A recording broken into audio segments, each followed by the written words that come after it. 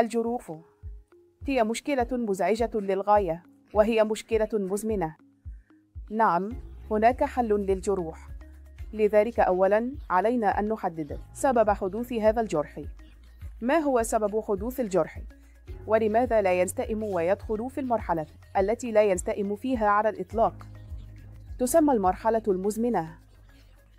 لذلك علينا تحديد السبب الجذري لهذا التمديد، ثم معالجة السبب الجذري، واستخدام مرافق العناية المتقدمة بالجروح لشفاء الجرح.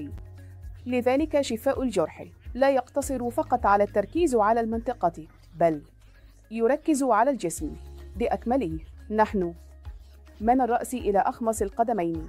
لذلك نجعل المريض صحياً من الداخل إلى الخارج.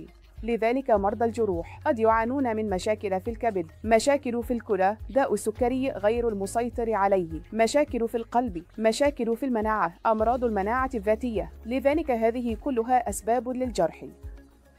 لذلك علينا أولاً تحديد ما هو السبب الرئيسي الذي يسبب هذا الجرح، استهداف هذا السبب ومعالجته.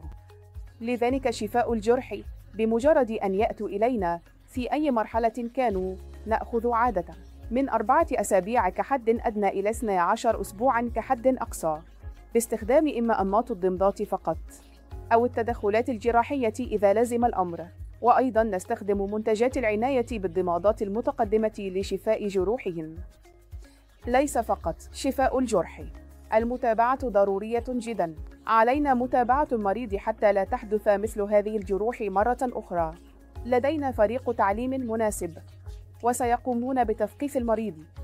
سنقوم أيضاً بمتابعة المرضى ونبذل قصارى جهدنا من أجل الجرح. لذلك نسمي أنفسنا بسعادة بمعالجي الجروح. شكراً لكم.